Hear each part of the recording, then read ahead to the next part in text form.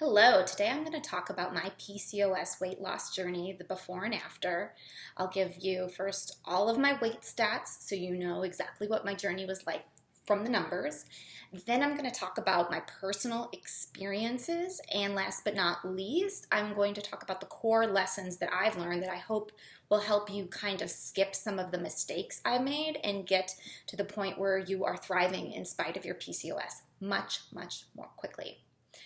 So I was diagnosed with PCOS when I was 22. I am 38 right now, so that was 16 years ago. And at that time, when I think my PCOS was really sort of gearing up, was really around college, so probably between 19 and 22.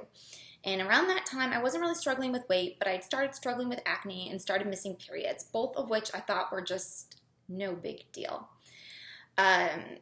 My weight was probably around 129 to 135 through those years. I don't have like an exact number because that was so long ago and I wasn't really paying close attention. But I started paying close attention around 22 because the acne got worse.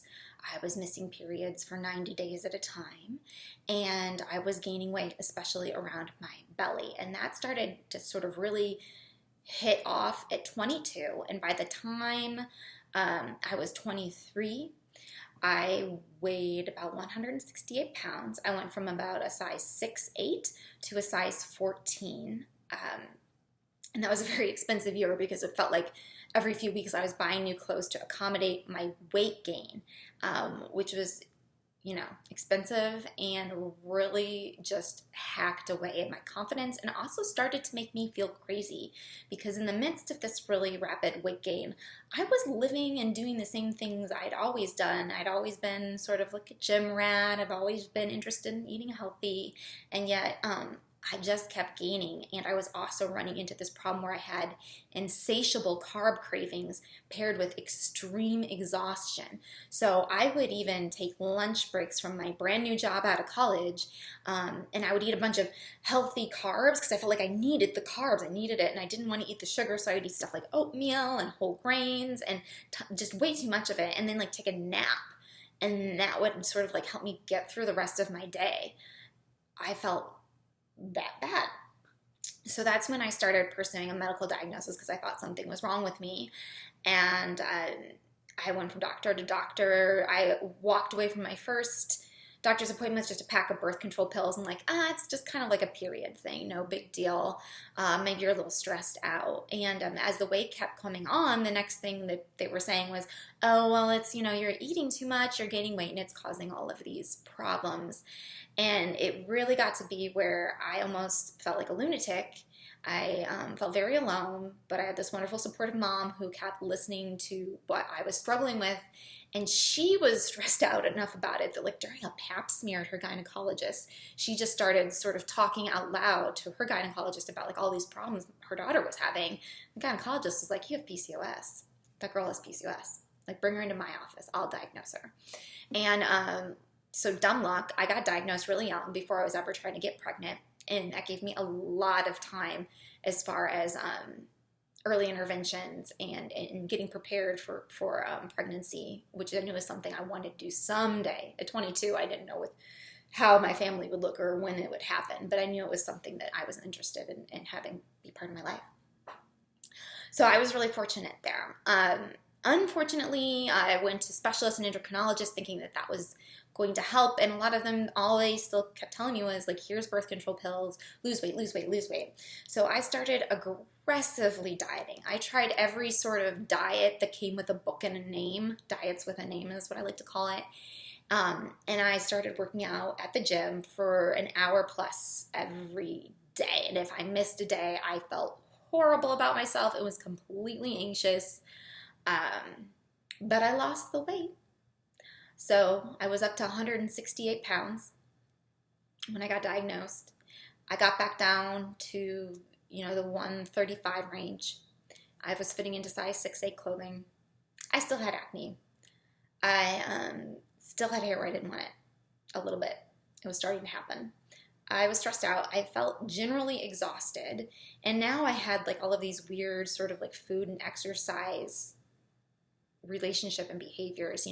I would avoid going out and doing social things because I was A, too tired, and B, I didn't want to be like around the food or the alcohol that would mess up my perfect diet that I was on.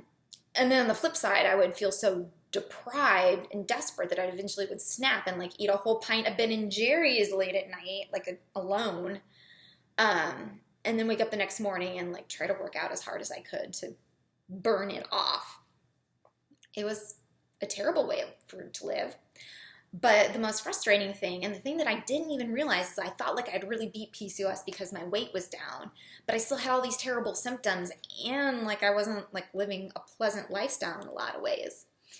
And it took me probably about 4 or 5 years to kind of like living this way to realize that something was very wrong. And so I sought out new physicians, an integrative medicine doctor, and just said, look, I have PCOS. I know I'm at the right weight, so technically it's cured. I have birth control periods, so that's good. But I don't feel well.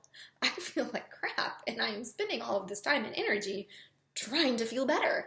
And it was almost like I don't even really care what size clothes I wear. I just want to like feel good. And this doctor heard me and she agreed. And all I kind of needed was that validation from a medical professional to sort of like take the emphasis off yo-yo dieting and start like looking into deep health. And that fundamentally changed my life. And so I obviously pursued a personal training certificate and then nutritional coaching and interned with a nutrition company just so that I had like this deep knowledge of nutrition, but more importantly, I had this deep knowledge of like the importance of like holistic health and the big picture of your health, not just the numbers on your scale. And having these skills and habits that allow me to manage my weight without stressing out about food, without any sort of weird food behaviors, without long workouts, has been transformational. And it also was absolutely crucial in ensuring that I had a pleasant fertility journey and a post-pregnancy experience. So I conceived both of my children naturally, which I should say, even if you have a great PCOS-friendly lifestyle, you still might need help there, and that's okay. That's not a reflection on you. But I was able to conceive both my kids naturally, which saved me a lot of probably money and time and anxiety. And also, more importantly, I have all these great habits that I can pass down to my children, where my daughter is not going to be looking at me like on one yo-yo diet after another, talking about my weight, my diet, my nutrition, which I'm really excited about, that I'm not going to pass any of that down to her because she will never see that part of my journey. And also that it helped me recover from pregnancy very quickly. So I weighed less when I was 9 months pregnant than I did when my PCOS was at its worst, which was healthy and appropriate for me. I gained about 22 to 25 pounds with each pregnancy. But also within the first 14 days postpartum, most of that weight was gone. Because it wasn't weight that I gained unnecessarily. It was actually the weight necessary to carry the baby. And then the baby and the placenta and all of those fluids were gone and my weight dropped back down. I will post a link either here or down here in the comments to a more detailed post about PCOS and baby weight. But all that to say that here I am. My baby is almost 4 months old, and I've got like 4 pounds to shed before I'm back to my pre-pregnancy weight. And I'm not worried about doing that, quickly, whatever, we'll get there. So that's my experience, the emotional journey, especially that time before my diagnosis. I just kind of felt like I was insane and alone and unheard and isolated. So if you're experiencing those feelings, you're not. PCOS is very common. Somebody out there that you already know has it and might be willing to talk to you about it. So go out and seek that social support. And then kind of after my initial diagnosis, when I thought I really had it all together, but all I was really doing was yo-yo dieting and kind of living this crazy lifestyle, there were a lot of tears and anxiety and paying too much attention to the way my body looked, looking at pictures of myself, like, ooh, did I gain weight there? Did I lose weight? Maybe if I just lost that 1 more pound, my acne would go away.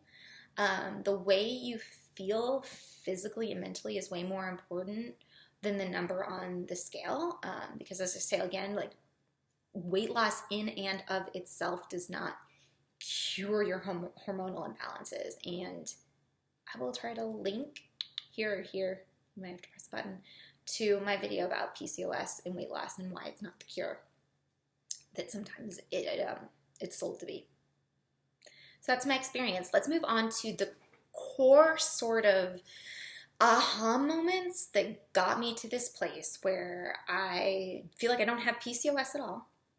I don't struggle to maintain my weight, and I'm not hyper focused on my diet and my exercise, even though I'm a nutrition coach. So it's my job to think about these things.